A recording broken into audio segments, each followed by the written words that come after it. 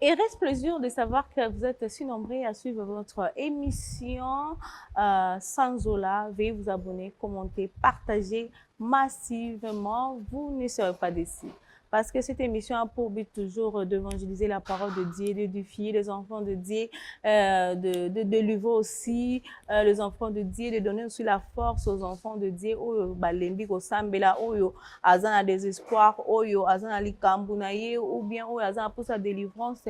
Veuillez vraiment nous contacter et que ça a vraiment plaisir. Vous s'abonner, vous commenter dans notre chaîne, toujours le chaîne qui édifie, prophète Israël Lusamba TV. Donc, vous s'abonner toujours dans la lobby, vous commenter, vous partager, parce que ceux qui viennent vous aider, biso paye moyen, tout ça vraiment moussala bien exalité. Donc, c'est alors que je vais déjà recevoir l'homme de Dieu, le prophète Israël Lusamba. Bonjour. Bonjour maman Bonio. Bien papa nanga Bonio pe. Nzamba zobatela vraiment sa grâce. Vraiment Bonio ye munene pembe vraiment. Ngolo Nzambe dézobatela biso comment on est. Ngolo Nzambe dézobatela biso. Papa vraiment guider biso na prière et puis vraiment toko yeba ko continuer. Mo santu to pesio merci kolinga biso pe obatela biso. To le bimasan Jésus nga pa na yo moment où to dion sala boko na yo zala mokambi motambwisi nyonso sous ta grâce et ta volonté na kombo na Jésus Christ. Amen. Amen. Alors la volonté de Dieu c'est la marandengeni parce que na moni na prière au lobby na yo ki lobby la volonté de Dieu soit accomplie. La volonté de Dieu se fasse de la manière dont yemoko alinga kana vina biso. OK. Donc tu peux voir quelqu'un azo vivre heureuse mais le lenge moko na oyoyo azapa fona babuzi moko boete vraiment ya tia ilika na epa na nzambe pe bon nzambe na ekatsa mutu wana izo sala de sorte que mutu wana zaka malamu. Donc c'est sa volonté denge que ça accomplira ka inexplicable. Donc sa volonté dans nos vies, je ne peux pas comment t'expliquer vraiment. Alors tout côté non ba sujet ba vraiment tout le monde a peuple de Dieu bazo vivre vraiment na calamité na makambo belé par rapport au pasteur tout le belana nous liboso Shekina ou Ezikaki mais surtout zongi na sima na 2025 tout le monde qui inondation et salama qui m'a écouté la rabango un certain que jour mo roboto vendara na 2025 tout le monde a m'a écouté la rabango bilore bebaka. Mais notre grande surprise tout le monde est sous na 2026 Shekina en fait Eziki ba phénomène wana okokiko idistra ondengeni mama na ngai zamba zo lokumu nanu dans chaque situation to kumisaka nzambe vraiment dans situation nyo circonstance nyo to kumisa nzambe mokili oyo ekambami na mokili na yango ndenge mai tondaki ndenge tondaki inondation to monaki si na ba prince si bonzambe na ye etikali kaka to moni moto epeli na Shekina so na yebi ba pasteur ba banga kanzambe lokwa papa na biso Dieu ka je ne sais pas papa ele oni like soke abanga kanzambe non biso ba koko lokoko to ena makolo na bango na suka je sais comment même si on a zone matin papa Dieu ka na ukaka je ne sais pas na melaye to na sala ndenge je ne sais pas mais babi yani yakaba chrétien alinga ba chrétien ta mona ka lokola bino boza biso to ba chrétien non il est chrétien non alinga ka bible te ya a changer ku tata na ba branchir na bango il est à donc a changer ba lolinga branchir ndenge zaka liboso azongi songo dire ndenge bible lobi to zala elingi to zala mais babi amona lokola ba chrétien baza vraiment baza lokola ba salité donc moi baza la pembe na ye vraiment maman na ebité na ce que moi je sais, Aza papa moko, beaucoup de respect premièrement, à papa Dioka, et courage, tout concourt bien à ceux-là qui aiment Dieu. Manière de l'inakanzambe, mokano na esalemi ndako ezika, tempelo ezika, il sait comment il va s'en charger à ça. Donc pour te dire, papa Dioka, c'est quelqu'un de bon, quelqu'un qui craint Dieu. Tout ça, il peut constant qu'il y a un babilo qui est il y a des chrétiens à Yakate. Donc, comme on a passé à mon bazou, na lisanga ta ba passer à bon gata bazwata idendeti. Par exemple, tout le monde a constitution, tout le monde était et le connu mon côté à se mêlaka vraiment à se mélanger kate na ba tumisus. Et pour te dire comment papa nanga Moïse Kasongo. Na mona ki jamais ba conférence, ba groupe, ba il y a ba passer à Zalakate. OK. C'est la discipline, on donc peut il dire se ça. discipline lui-même. Ok. Okomona jamais na Mais bon, on peut causer un bituluku, bituluku et o bengo bananyo lébré. Azalaka kuna te. Ah. Donc il faut compter les sous Moïse. Yondo le makambo ngaite. Ya lobi te, yekazi andoko lukonga la batiti kanda. Ngaite na lobi, tuluko banani, yobi lébré. Donc lébré azalaka kuna te. Mon père jusqu'à son azalaka kuna te. Il est concentré à faire la volonté de Dieu et pas à battre. C'est là qui veut écouter, voir le miracle, venez, oyokaki, il y a comme on a bika mon ayo. Non, c'est un peu ça. Azalakata, c'est discipline là makambo belé, notre papa Dioka. Vraiment. Tout le blaka makambo, il y a le bré au diko. Qu'on vraiment qu'on nécessité en gros. Quant à vous, le bré et la kisimi. Conteste ni non Moïse Mbiye, alobela ki biso. Conteste. Lingoma basangana kapona constitution ba bebisa bazasu ba wela su makamwanzambe te ba makambo ba posha ba ya ba politicien. Donc c'est un peu ça ndenge papa Moïse Mbiye alobaki ndeko Moïse Mbiye alobaki. C'est un collègue dans le ministère alobaki concernant c'est la base beaucoup focalisé batik évangile bakomona ma politique tokutana boye constitution boye chef de l'état boye donc makambo nyos komitana yango babosa le nécessaire les mission notre mission de prier pour eux nous bana kovanda bituluku pe bavanda kawana obamelaka to éviter to éviter bamelaka to éviter balobe basalaka na lo modèle Moïse Mbiye alobaki kasi côté les na opinion na bituluku na bango na boy polémique. Et donc c'est un peu ça na kolo babongo bakuta na kababosa le nécessaire pour l'évangile, l'œuvre ou mission que Dieu les a donné de faire pour que ba brebis soit beaucoup de l'école, donc c'est un peu ça. Moi je suis pas là, non. Nous ne sommes pas là.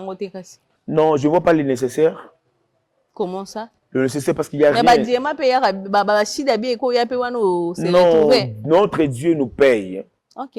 Au moment, dans des circonstances, il ne regarde pas les circonstances, il ne regarde pas le moment, enveloppe d'une manière, tu ne crois pas. Donc, crois seulement, tu vas voir la main de Dieu. La main de Dieu. Vraiment, on va vraiment parler aussi na papa, tout ce qui est de nous.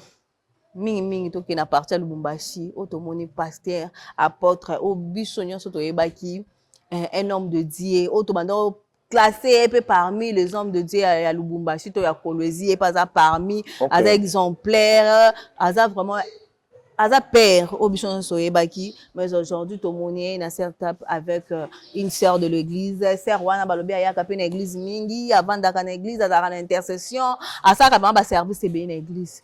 Comment on a image ya bongo sur net? Bon, image a été édifiée, j'ai vu comment le pasteur s'est esquissé. Ba lobela yo ba kutona yango te. Sko ba lobeli mbakuti. Soki pe ba kutake na yango. Bakuti. Son esprit est disposé, mais la chair est faible. Okay. Je ne sais pas, j'ai vu le vidéo, mais le monsieur, l'homme en question, l'homme de Dieu, Bibelobi, oko kwe mbala moko, mais kotika la wanate. Ok. Telema banda musala, parce que nzeleza mulai. Donc ce qui est comme là qui est, na évité, zamba zo lokumu, mais atika li wanate. Oui. C'est un homme de Dieu. C'est un homme, na chantier. Tout le monde qui na chantier. Na chantier na ye. Ndo mona ki na yoka ki yango menga na tali yango te na moka ndengeza partout bazolo belango. Si c'était toi, prophète Israël. Si c'était moi. Tu allais comment gérer? Bon, je ne sais pas, bon, l'esprit est disposé. Tout ça a de sorte que de ne pas se mettre dans l'habitude pour ne pas koya koya. Yeba kite ka koya. Ah, le kola yeba kite. Quand on a tourné ka soki ezaki yo koya ba so ezaki par exemple. Nako avouer kaka ce qui est commis na ko avouer pe na ko senga za bolimi na zonge la chemin na ngai de sorte que o ezui chakunde ki ko sekate to za ba tu na munzela wa mulayo to tambola ba Thérèse, Nsende, na mélange à pour linga les pas passé, Thérèse, Banzube, Bangomba, tout ça. Les un peu bongo. Et comme lié, pas zonga qui na makolo. Malera muto alukaki libakuana meye azongi makolo ya tata parce que ça aza appelé. Alors tout le monde est sur vidéo ya ndeko na biso mobali na kombo ya Zobrada. Aza toujours Pekana Lubumbashi qui a déchiré vraiment la Bible à cause de cette vidéo, de cet événement. Okoiko Lobani, Alobi, Atiki Kosambela, encore Biso Bino à pasteur, excusez-moi, Bozotambola vraiment, na Bobangité, donc, Bozote ya Biso Bible, Tikanga la Kata Bible. Ce qu'on Kata Bible, na Makambo pasteur à Salaki. Illustration, ni Oko Posabi, impression, ni Oko Posabi par rapport à geste naï. Maman, le salut est individuel. Ok. Rapport mon côté za Bible na actoyo, papa na salati. Yesko Zobrata a pas sur la Bible par rapport à quoi? Bible ne touchez pas mes ouins. C'est Dieu qui l'a choisi et c'est Dieu qui l'a établi. Comme c'est Dieu qui l'a établi. Yoka, tiens la misala. Yoko zo lobanzambo pasola. Et n'a commis Nzambe parce que lorsqu'il avait déchiré la Bible, a déchiré ngo na mona qui papa n'a reproché qui après le reprocher à mona qui est comme la qui est. Bible le ne touchez pas celle que moi j'ai établi. À mon niveau circonstances difficiles comme lié makambo comme lié matata pas que zonga avec ko s'excuser. Il y a cela, laisse-moi vous dire, partout me suivez. Il y a cela que tu ne peux pas toucher. Au simba là où on ne touche pas et ta vie devient misérable. Maloba basali ka likolo na yo lipamboli. Maloba basali likolo na yo malédiction. Il faut faire très très attention parce que les saluts individuels. Moi je parle comme je suis un serviteur établi par Dieu. J'ai mes faiblesses étant qu'un homme. Amen. Mais je ne peux pas exposer ma faiblesse pour décourager yo mon pagano et décourager mon Christ. Non. To simba loboko. To kende, to longa, ou ezali, bitumba, yanzoto. Donc, c'est un peu ça. Zobrata, à celle qui est roi, gloire à Dieu, notre frère, Azongi, parce qu'à mon aki, bah, effet, ou ebeta qui est, qu'on a dit, loba, moussali, yanzambe. Conseil, n'a pas pensé de qu'on a Zobrata, c'est le moment où confesser pour yambaye sur le coup, à quoi on bikisnayo. Ce que tangi na, Romains 19, si tu confesses de ta bouche le Seigneur Jésus-Christ, et si tu crois dans ton cœur, tu seras sauvé. Il suffit de croire. C'est maintenant zongi. Moi qui m'aloba ça les bêta kiyo. Zonga na makolonaye. Pe yamba isoka comme bikisnayo. Ta vie sera heureuse. Job abungisa ki ebele. Job abungisa ki bana, bibwele, tout ça, tout ça. Mais tant que zonga zambe azongi susu au centuple. Mais bangulu na ekufa ki wana lobaki parmi tout quand Dieu peut permettre que Zobrato zomi tout sika bangulu ba ebele ba tabal sous ebele. Donc c'est un peu ça. Vraiment papa, vraiment merci pour nos conseils au PC vraiment de konabiso. Alors tout kota vraiment makambo ya maman nabiso maman to ko benge maman Blanche. La femme de Marcelo, vraiment, oh, Atika Kibiso déjà, déjà là, une année déjà. Vraiment, le procès, qui vraiment, bidinga, papa, binomo, yomo, komona, kinde, tomona, ki, kornaye, et yaki, awa, toleli, pe, matanga, et panzanaki. Mais en autre temps, c'est pour tomoni, papa Israël Moutombo, azongi sous sujet, azongi sous procès, à Kolande, la li sous vraiment, procès, en gondengeni, maman, maman Blanche Atika Kibiso, et tomoni, aza interpellé par la police pour cet vraiment événement. Je ne sais pas de quoi je peux ajouter là-dessus. Circonstance qui papa nabiso Marcelo Zambende a permettre kiango balo sambo ba moyen ezalaki déjà mais ce qui nous a permettre que atika biso qui ne questionnamo repose en paix et je ne sais pas de quoi papa sango azo kundula je ne sais pas de quoi s'agit-il là ba audio ebimi ba audio wana na ebité azo kiango wapi maman wana tindela kaya tikila kaya avant kufa comment je ne sais pas hein il y a bien que ça investigation elle kambo muto akufi déjà papa sango hein Mertine ya ndeko wana papa Marcelo Mertine ya motema yo komelo chantage vraiment papa ngai ezanzela biso nyonso soki lo sambo Mais c'est quoi qui? Est-ce que papa, ce qui est qui par exemple, au lingi moi sinon comme à fort mais au linga au sala bongo to au linga moi sinon ndengo lingeli. Nzamba pesanga moi si na bien que ma tomate maman Emily azada munene na forme na lingaka. Je ne peux pas corriger Dieu de ce qu'il a fait. OK. Donc ce qui selon papa Marcelo Alinga qui moi ça comme un peu na ba vodo, je ne sais pas. Je connais la corriger Nzambo Golobani. Des punitions Nzamba ngona monsieur Nzamba répondre pour Dieu il répond d'une manière et une autre. OK. Silence en Nzamba des absences té. Tango yo mimuna que non je fais ça il n'est pas là or il te voit. Donc il sait comment il se manifeste d'une manière et une autre. Donc silence en Nzamba pas Marcelo ils a quitté Kazate.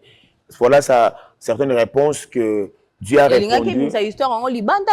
À Poita, non? À Poita, il a exposé que ce qu'il voulait faire, c'est qu'il volonté n'a été. Pour longtemps, Zambia, ça a été wana, gloire n'a pas na wana, bongo na mona na kata stade, ba ensemble na sambula. C'est qu'il a bien. Il y a le gars qui n'est. Donc c'est un peu ça, réponse en Zambia, d'une manière et une autre. Tant que tu as Moïse qui est libéré par Israël, Pharaon a dit que tout est dit. Mais tant que mon équipe a fait. Que non, il y a un être suprême. Vraiment. Donc c'est un peu ça la réponse de Dieu. Vraiment, tu continues toujours dans l'émission Abisso. Tu as déjà la dame, où il y a vraiment Kolukayo. Mais avant de continuer, papa, la famille Bouma à Toms en poison. Au cours Lobanine. La famille Nadège à Toms. Couple à Toms en poison. Ah, papa, maman. C'est un peu compliqué, je peux dire. C'est un peu compliqué. Poison, on peut. Ah ouais, bah, on a Kinshasa, na Congo, en Europe. En Europe. Bon, Zambie, il y a à Salar la bonne Zambie. Ok. Ce qu'a pêché au bâton, il y a qu'au tambouissa. Pourquoi pêcher au bâton? Ok. Il ne faut pas négliger pour aller ce qui ne demande qu'au sala oyo s'appelle non. Ça peut être qu'il avait négligé ce que Dieu lui avait donné ici. Il a préféré aller ailleurs. Tout ce temps, il était avec Gaël, avec Alemonoto, il n'était jamais poisonné. Pourquoi? Il va devenir, ou bien sa famille deviendrait empoisonnée en Europe. Vraiment. Attention, ma fille Mwanzambe. Ah, ok. Ils ont fait Mwanzambe? Ils ont fait Mwanzambe. Nakoba bon. Azonga. Oh. N'est pas zongi wana nabi ke Nzambe. Awe moni sama kozwa traitement moko kaka ba ko. Mais ce qu'on a pas dans desco. Eza volonté Nzambe. Volonté Nzambe pas na biso eza ba question ko tuna te po ba zani na linga sani non.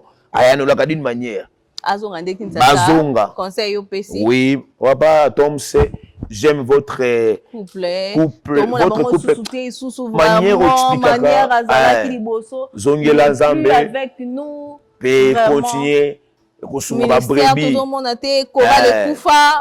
ça dans mon église na kati ya Beaux-Arts na bana déjà azobeta na ba étudiant vraiment zongela musala Nzambe ndingo no sala wana milimo ezobika pe Nzamba ko ba ko garder yo et aux amalamu. Merci beaucoup. Vraiment déjà on va faire entrer la dame vraiment wa ki ko lukayo papa, on va le faire entrer papa Kaleba ba côté ya bisoye toyeba et le connaît vraiment à Yeli. Merci beaucoup. Biso. De retour sur le plateau, papa, vraiment, la dame Yeyo, vraiment, Benga Kingane, c'est qui est vraiment constatation prophétique exacte, mais elle a vraiment insisté pour vraiment Koutana Yo, Yango Moun, vraiment, na Benga Saki, Aya, quoi, accompagner sur le plateau. Bonjour, madame. Bonjour, maman journaliste. Sentez-vous bien, vraiment, Nangolo Nzambe. Maman, maman, souci na uzanini. Bon, vraiment, pasteur, ce qui n'a besoin de komona yo, c'est par rapport à la vie nangai vraiment. Et puis, pour na ya koluka on a mona ki na YouTube, ce que je pense les sous film ko benga kayo à partir à Fredicide au bondela ponanga. Nde mambu nyoso tellement que komi bien yango na yaki koluka yo puis na sepeli lokwa na kuti bino na plateau na profiter vraiment pe pour nous témoigner munene Nzambe. Gloire à Dieu, gloire à Dieu. papa nga vraiment vie na nga eza difficile. OK. Soki nakoki koyebisa bato bazolanda biso vraiment nazalaki une fille oyo nakoloba lokwa ndumba. OK. Tozalaki kofutela na bacamarade na nga donc ndako moko totambolaka na baboîte de nuit na baflat mingi na bahotel donc mpona oluka mbongo donc biso tobanda obenga ngo mosala mpona biso. Mosala vraiment na banda osala yango wana na koluka mbongo wana tobanda koluka mbongo en tout cas nalinga mibala ndenge na ndenge patron minene bamindele donc omonaki donc nasala vraiment vie makasi preuve que nasomba même si babiloko ebele ka na mosala na ngai. Mo un jour tobimai na baninga na ngai tokenda na boîte de nuit moko tokota pe bien kande ezalaka tobandi omela ambiance kobina et après nayaki mutu tonton moko asepela ye na nga ka wana loko eza misala na biso tokenda mpona oluka mibali en tout cas nandimaki tonton wana vraiment azaki tonton moko nokoloba vraiment un bon tonton. Il était vraiment mignon. Donc ntango alingaki nga nazalaki na doute te nalingaki ye et puis ndeka tomesana misala na biso amemai nga na hotel tosala oyo nyonso mwasi na mobali bakoka osala na butu wana epo apesa ye nga mbongo na ntongo nazonga ye ndako. Bon natrouvaki yango normal parce que eza namonaki ka aza mobali normal mpo eza vie na nga déjà mosala nasalaka. J'avais même pas de penser que à cause à soindeni non. Et que ça la mikolo après quelques mois, quelques jours, quelques semaines. Oh my God. Qui comme on a ba période na biso ya basi nde boyebi. Na kati ya ba période wana donc so na comme komona ngo ezo bimole bima normal nde bima ke bande bima ya solo. Na so ezo bima solo makasi. Pour moi on a pensé que ils ont peut-être des alaraso qui moi ça ça na ba infection et ça la plus pesa la biso bon so moi ça ça na infection na ba moment na e bongo ba période na e ezaka solo makasi. Oh my God. Mais Nathalie ndenge zalara 3 jours 4e jour et s'il était 5e jour 6e jour 7e jour tozo kene et que ko ça tu 2 mois na mona kango koma ki sérieux et puis na 2 mois na donc j'ai que tia souci makasi vraiment na koma vraiment inquiet na tia ki souci na tia ki na kondaki na baby donc na koma il sous le ko angate moi na bima ezaki souté et puis baninga na bande vanda na bango ba ki ko rejeter nga pour moi na contribuer pour to futa ndaku ezala quitter donc na koma ki vraiment ko passer ba vie moko difficile. Un jour quand na bande ko ta la téléphone na ba chaîne na YouTube na komona yo ozoteya en tout cas le ko nzamba barabis mukolo na soki eza mukolo na yo donc au sentir ango souvent na bando anga so basala nzambe bato na bando mona distraction pona na bando na fanda kana lexatana nga pona yo kabango na yo kila bango basala ngani vraiment nga bando préféré na yo ka ba musique na nga bilonga bando lingango wana. Mais mukolo ngo vraiment tiraki attention na mateya na yo et puis place na zala ki na bandi ko lela dote mamoko ozaki loko lobela ndengai na hésita quitter tango type na moni numéro de téléphone na bengaki yo par téléphone obondela ki po na ngai vraiment obondela ki po na ngai tango bondeli po na ngai ki koyebisa ngai ke mobali yango o na bimaka na ye azaki mobali normal te. OK. Ce que se souvenir na fille moko bondela ki pour sala prière pour na ye boye. Mobali yango azala mobali normal te azaki mutako kufa. Donc après wana opesa ki nga ba sujet de prière, opesa nga ba verset, opesa to bande ko sa ba prière na téléphone et puis nzambe na vraiment aki ko sala ya minene aki ko kangola ngai pona comment vraiment na besoin na bika. Le quoi na comment na besoin ya ko bika na zo ki maton ya kolanda ba prière nde lelo zo mona nga na ba ete fona ya na zonga na ya place yoza na ko témoigner munene nzambe. Que Dieu soit loué. Que Dieu soit loué. Vraiment, Zamba Zalokumo. Qu'est-ce que tu peux dire vraiment cette grande témoignage. Bandeko bazolanda biso basalaka babio bazokutana na makambo belé papa kokoloba. Na koloba surtout beaucoup plus banabasi, même le garçon ces derniers temps ils occupé té. Je préfère que Nekolinga, je préfère que vous appelle ça le je préfère que ça la vie au mot qu'il est dans le salle. Si conscience au traverser est dans le salle. Mais sache bien que dans ce monde, moment où traverser, ils ont ba bilo ba toi bon dans mon lit ba côte ba yé. Au monde un jeune garçon un bon belé. Jeune fille zongala, tu ne sais pas, il vient d'où? Abimi un bon wapi. Quand tu as préféré accepter de sortir avec elle ou avec lui, yebaka mbano yokozwa. Maman ekotatora na bosana déjà mais ko se rappeler tant yebisa kingai. Na yebisa kai viozo mené wana ça va t'amener à la mort. Mais grâce na yeza grâce na yote. Viozo kanga so kiwa pina ebité. Au monde a vu traverser. Personne on n'est pas Yesu. Il y a des blocages qui peuvent arriver dans ta vie. Et quoi langage ensemble na vie na yo malade yo traverser wana mikakatanoza nango sikoyo wana dans ta vie à Jésus nous quand ensemble ba sali na yo ba obanga ensemble ngonga oyo ba ko sali ba service ba ko bonde pona po ko bika voilà maman na biso azungolo akome ko lumba solo or atambola kana moto ya monde ya ténèbres akufaka déjà zone ya pesi monga bimi pour un temps voilà ainaka zanga bomoy c'est que te ngonga oyo kinga place ezwamio. C'est encore possible. Malade wana, botutu wana, blocage wana, ba autiste ovesi na ndako wana, mabomo ozo na ndako na wana. Dieu est capable ya kolongola pe ya kobikisa bango. Na ebite kondimano tsana nini, pesa kondimano pa Yesu po ba salut atindi pour le moment et Dieu sera au contrôle pour ta vie. Donc je peux ça maman zamba pambola yo. Merci papa. Kozonga suivi wana te.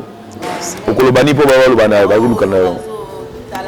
Merci vraiment bana nzambe lo ngana kokiko bakisa kaka botala penza o vie o ngana utinango peut-être lelo bomoni nga o naza mais tant nazala ki na ba vie wana so talingo côté mapena ngato koloba fi o yango ba bote na mama to ba kitali kolo akoya mais lelo na ndimi nazala boye parce que nzambe o asali kati na nga donc na okiko na nzima te na croire te non je manque même le mot ba o basala ba vie wana ba o batambola mabe botika banzela wana boluka nzela ya nzambe nzamba osunga bino nzamba opambola bino.